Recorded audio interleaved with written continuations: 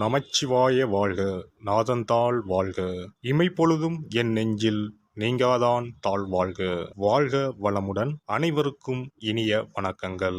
நிகழும் ஸ்ரீ மங்களகரமான சோபகிருது ஆண்டு தை மாதம் 18ஆம் தேதி வியாழக்கிழமை அன்று சஷ்டி திதியில் சித்திரை நட்சத்திரத்தில் திருதி நாமயோகத்தில் வணிசை கரணத்தில் சித்தயோகம் கூடிய நன்னாளில் இந்த சீர்மிகு பிப்ரவரி மாதம் பிறக்கிறது. பிறக்கப் போகும் இம்மாதம் உங்கள் வாழ்வில் வளமும் நலமும் செல்வ செழிப்பும் பெற்று புதிய வாய்ப்புகள் புதிய வெற்றிகளுடன் மங்களகரமாக அமைய எல்லாம் வல்ல இறைவனை உளமாற வேண்டி விரும்பி கேட்டுக்கொள்கிறேன். இம்மாத கிரக நிலைகளை பார்க்கும் போது மேசத்தில் குரு பகவான் சஞ்சாரம் செய்கின்றார். சனி பகவான் கும்பராசியில் பயணம் செய்கிறார். ராசிக்கு 6ஆம் இடத்தில் கேது பகவானும் 12ஆம் வீட்டில் ராகு பகவானும் பயணம் செய்கின்றனர். சுக்கிரன் புதன் செவ்வாய் ராசிக்கு 9ஆம் இடத்தில் சஞ்சாரம் செய்கின்றனர். ஜனவரி 15ஆம் தேதி சூரிய பகவான் மகர ராசிக்கு மாறியதை தொடர்ந்து பிப்ரவரி 1ஆம் தேதி புதன் பகவானும் பிப்ரவரி 5ஆம் தேதி செவ்வாய் பகவானும் மகர ராசிக்கு பெயர்ச்சியாக உள்ளனர். இதனால் பிப்ரவரி மாதத்தின் தொடக்கத்திலேயே 3 கிரகங்களின் சேர்க்கை நடக்க உள்ளது. மகர ராசியில் சூரியனுடன் புதன் இணைவதால் புதாதித்ய யோகமும் சூரியனுடன் செவ்வாய் இணைவதால் ஆதித்ய மங்கள ராஜயோகமும் உருவாகிறது. இந்த கிரக அமைப்பினால் உங்கள் வாழ்வில் ஏற்படக்கூடிய சுபம் மற்றும் அசுப பலன்கள் என்ன என்பதனை விரிவாக காண்போம். இதுவரை ஆபத்தில் சிக்கி சீரழிந்த உங்கள் வாழ்க்கை பயணம் மாறப்போகிறது. இப்படியும் ஒரு வாழ்க்கையா என மனக்கசப்பில் வாழ்ந்து வந்த உங்களுக்கு இனி வசந்தம் வீசப்போகிறது. இனி யமனே உங்கள் எதிரில் வந்தாலும் சிவனின் அருளால் எதிர்த்து நின்று போராடும் பலம் உங்களை வந்து சேரும். உங்கள் பிறப்பு ஒரு சாபக்கேடு அல்ல, அது சரித்திரம் படைக்கும். சிம்ம ராசி அன்பர்களே, இம்மாதம் முழுவதும் சூரியன் கேது சுக்கிரன் புதன் ஆகியோர் நன்மைகள் தருவார்கள். குடும்பத்தில் மகிழ்ச்சியும் உற்சாகமும் காணப்படும். எதிரிகளின் சூழ்ச்சிகளை முறியடிப்பீர்கள். வெளி வட்டாரத்தில் செல்வாக்கு அதிகரிக்கும். உறவினர்களும் நண்பர்களும் மிகவும் உதவியாக இருப்பார்கள். கணவன் மனைவிக்கு இடையே அந்யோன்யம் அதிகரிக்கும். திருமணம் வளைகாப்பு போன்ற சுப நிகழ்ச்சிகளால் வீட்டில் மகிழ்ச்சி நிலவும். சிலருக்கு குழந்தை பாக்கியம் கிடைக்கும். மாத பிற்பகுதியில் உறவினர்கள் வகையில் சிறு சிறு பிரச்சனைகள் ஏற்பட சாத்தியம் உள்ளதால் பொறுமையுடன் இருப்பது மிகவும் அவசியம். புதிய ஆடை ஆபரணங்கள் வாங்கி மகிழ்வீர்கள். குடும்பத்துடன் வெளி இடங்களுக்கு சென்று வருவீர்கள். விருந்து விசேஷங்களில் கலந்து கொள்ளும் வாய்ப்பு உண்டு. மாதத்தின் பிற்பகுதியில் சகோதரர்களால் பிரச்சனைகளும் கடன் தொல்லைகளும் ஏற்படக்கூடும். தாயின் உடல் நலனில் கவனம் தேவை. ஆன்மீகத்தில் நாட்டம் அதிகரிக்கும். சிலருக்கு வெளியூர் வெளி மாநில புண்ணிய தலங்களுக்கு சென்று வரும் வாய்ப்பு உண்டாகும். குடும்ப பெரியவர்களின் அறிவுரையின்படி நடந்து கொண்டு அவர்களின் ஆதரவை பெறுவீர்கள்.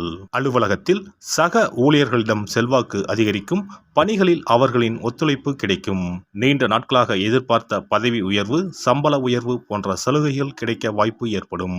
மேல் அதிகாரிகளின் அன்பும் ஆதரவும் உங்களை உற்சாகப்படுத்தும். தொழில் வியாபாரத்தில் எதிர்பார்த்த லாபம் கிடைக்கும். எதிரிகளால் ஏற்பட்ட பிரச்சனைகள் நீங்கும். புதிய முயற்சிகள் வெற்றி தரும்.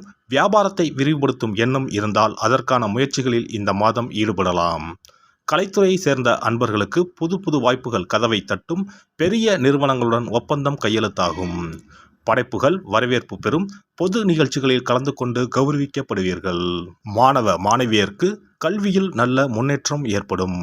தேர்வுகளில் அதிக மதிப்பெண்கள் பெற்று ஆசிரியர்கள் மற்றும் பெற்றோர்களின் பாராட்டுகள் கிடைக்கும். குடும்பத்தை நிர்வகிக்கும் பெண்மணிகளுக்கு உறவினர்களிடையே மதிப்பு மரியாதை அதிகரிக்கும். கணவரின் அன்பும் ஆதரவும் மனதுக்கு மகிழ்ச்சி தரும். பணிக்கு செல்லும் பெண்மணிகளுக்கு அலுவலகத்தில் புதிய பொறுப்புகள் கிடைக்கும். இம்மாதம் சாதகமான நாட்கள் 3, 4, 6, 7. சந்திராஷ்டம நாட்கள் 8, 9, 10. அதிர்ஷ்ட எண்கள் 1, 7, 9. வழிபட வேண்டிய தெய்வம் துர்க்கையம்மன் முருகப்பெருமான். பரிகாரம் செவ்வாய்க்கிழமைகளில் கந்த சஷ்டி பாராயணம் செய்வதும் ஞாயிற்றுக்கிழமைகளில் துர்க்கைக்கு அர்ச்சனை செய்வதும் நன்மை தரும். சிறப்பு பரிகாரம் மற்றும் ஆலய தரிசனம். புத்திர பாக்கியம் என்பது திருமணமாகி பல ஆண்டுகள் ஆகியும் புத்திர பாக்கியமே ஏற்படாத நிலை. புத்திர தோஷம் என்பது ஒவ்வொரு லக்கணத்திற்கும் வேறுபடும். பொதுவாக எந்த லக்கணமாக இருந்தாலும் 5ஆம் இடம்தான் புத்திரஸ்தானத்தை குறிக்கும். எனவே அந்த 5ஆம் இடத்தை முக்கியமாக பார்க்க வேண்டும். சேர்த்து வைத்த புண்ணியம்தான் குழந்தையாக பிறக்கும் என்று பழமொழி உண்டு.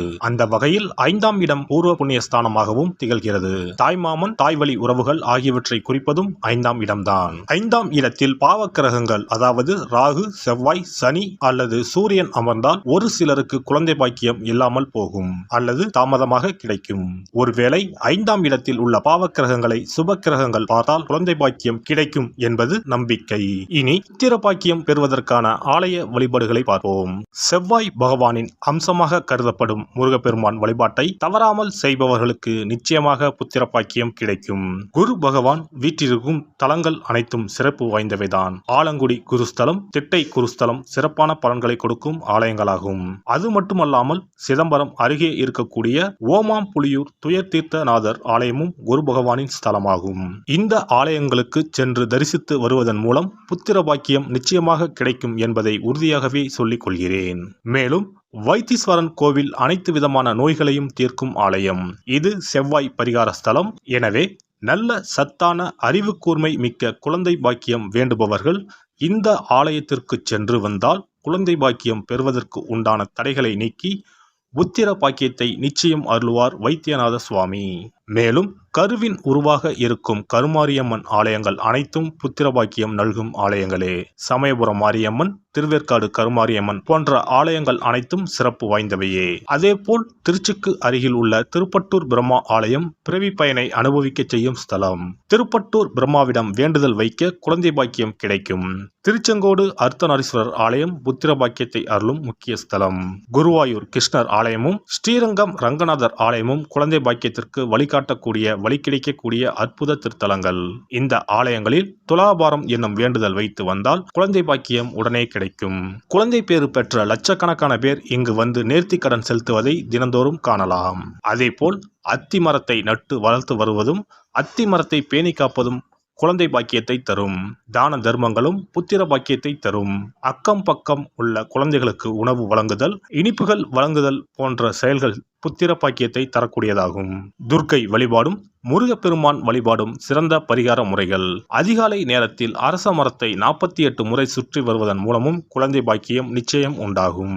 எறும்பு புற்றுக்கு வெல்லம் பொட்டுக்கடலை கலந்து தருவதால் 1000 பேருக்கு அன்னதானம் செய்த பலன் வந்து சேரும். கர்ப்பிணிகளுக்கு அவர்கள் விரும்புவதை வாங்கி கொடுத்து அவர்களை மகிழ்ச்சிப்படுத்துவதன் மூலம் அவர்களுடைய ஆசீர்வாதம் கிடைக்க பெற்று குழந்தை பாக்கியம் கிடைக்கும் என்பது உண்மை.